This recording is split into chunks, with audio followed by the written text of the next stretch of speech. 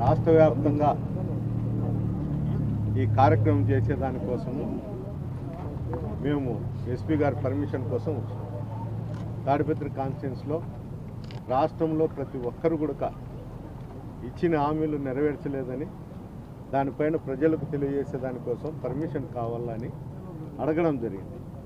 ఆయన అయితే పరిశీలించి చెప్తామని చెప్తాను. నేననేది ఏమంటే ఆయన ఎప్పటికప్పుడు నిర్ణయం తీసుకొని చెప్పచ్చు. ఆయనే ఈ జిల్లాకు హెడ్ ఆఫ్ ది బార్. ఆయన ఏంటికి డ్రాగన్ చేస్తున్నాడో ఏంటికో నాకు అర్థం కావడం లేదు. కానీ ఇంకా ఏమన్నా అతను ఇంకా ఎవరితోన్నా చర్చించిన తర్వాత ఏమన్నా చెప్తాడేమో వేచి చూడాల. అదే కాదు, నిన్న నేను తాడిపత్రికి పోయిన తర్వాత నన్ను అక్కడి నుండి బలవంతంగా తీసుకొచ్చి అనంతపూర్లో పెట్టడం జరిగింది. ఇది అందరికీ తెలిసిన విషయమే.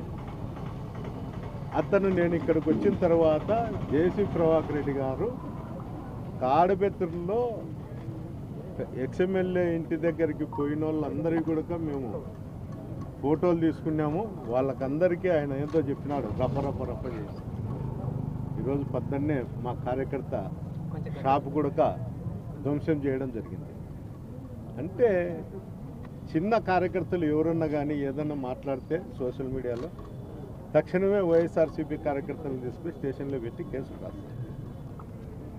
ఒక మున్సిపల్ చైర్మన్, ఎక్స్ఎమ్మెల్యే, అతను పబ్లిక్గా ఇక్కడ పోలీస్ వ్యవస్థ లేదు, నేను చెప్తేనే జరుగుతుంది అనే ధోరణిలో అతను మాట్లాడతా అందరినీ కూడా నేను దాడి చేస్తా అన్నట్టు దాడి చేయిస్తాడు. వీళ్ళ మీద చర్యలు తీసుకోరా. అసలుకు ఈ రాష్ట్రం అంతా కూడా 175లో 174 కాన్స్టిట్యున్సీలో ప్రోగ్రాం జరిగితే నేను ఒక్కని కూడా అక్కడ పోకోకుండా నిలబెట్టడం జరుగుతుంది అధికారులు. వీళ్ళ ఇంట్రెస్ట్ కూడా ఏమి దాంట్లో భాగం. అంటే రాజకీయాల్లో ఓటమి గెలుపులు అనేది సహజము. ఎవరు ఎక్కడైనా తిరగచ్చు. ఇది ప్రజాస్వామ్యం. మా సొంత ఇల్లు కూడా అక్కడ ఉంది. ఆ ఇంటికి కూడా పోకుండా కట్టడి చేస్తాను. ఇంత దారుణమైన పరిస్థితులు ఈ రాష్ట్రంలో వచ్చింది. ఏమన్నా వీళ్లకు ఈ రాష్ట్ర ముఖ్యమంత్రి ఆదేశాలు ఉన్నాయా, లేకపోతే వీళ్ళే చేస్తారా, లేకపోతే వీళ్ళకి హెడ్ ఆఫ్ ది బాస్ ఏమన్నా జేసీ ప్రభాకర్ రెడ్డి? ఇవన్నీ కూడా అర్థం చేసుకోవాలా. అందరూ ప్రజలు గమనిస్తారు ఏం జరుగుతుంది. ఏమన్నంటే ఆ ప్రభుత్వంలో మమ్మల్ని చేసినారు, రైట్, అతను చెప్పేదానికి నేను అంగీకరిస్తాను.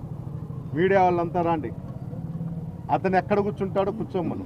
నేను అతనికి ఏమన్నా న్యాయం చేసినాడో చెప్పువాను, నేను కూడా దానికి కౌంటర్ జవాబు చెప్తాను. అంతేగాని పద్దను లేస్తే ముండమోపి రాజకీయాలు చేస్తున్నాడు. అంత దరిద్రమైన రాజకీయాలు.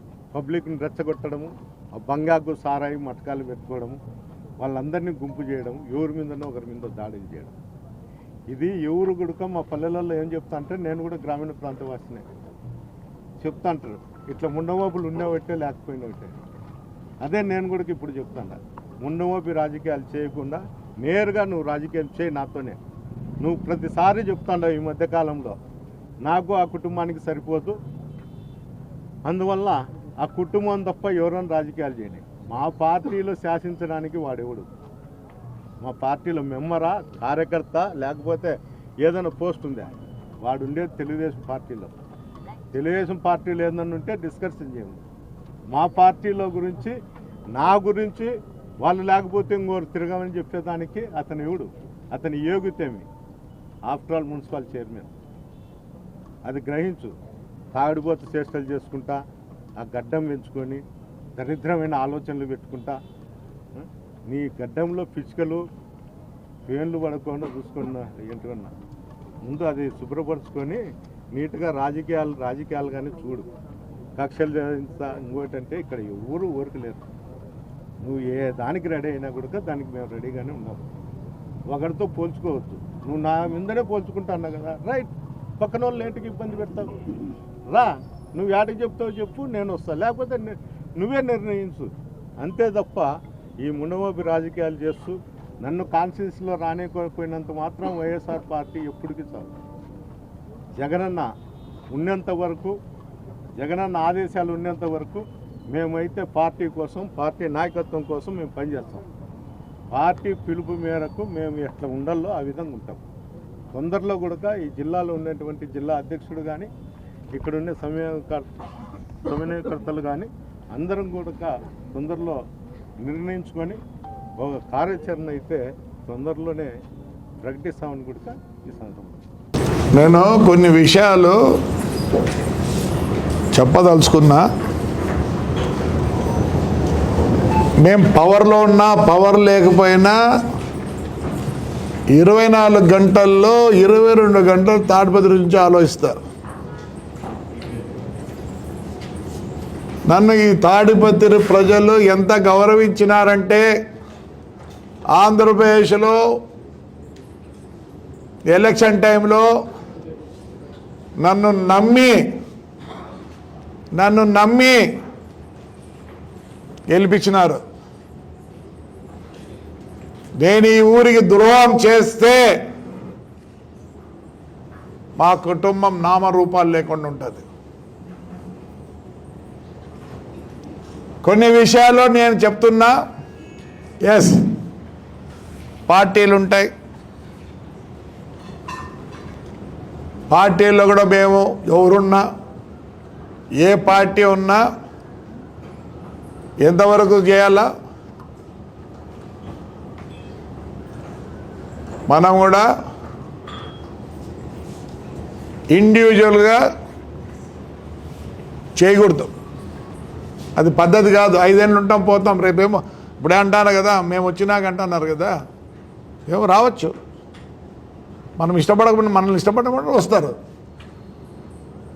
కానీ ఎస్ నేను మంచినే, నాకు రక్తము చీముంది. నన్ను కష్టపడిన వాళ్ళు చాలామంది ఉన్నారు. అయినా నేను కేర్ చేయను. సహజం, ఏమైనా మాట్లాడచ్చు, యూట్యూబ్లో ఏమైనా పోవచ్చు. కొందరు ప్రత్యేకంగా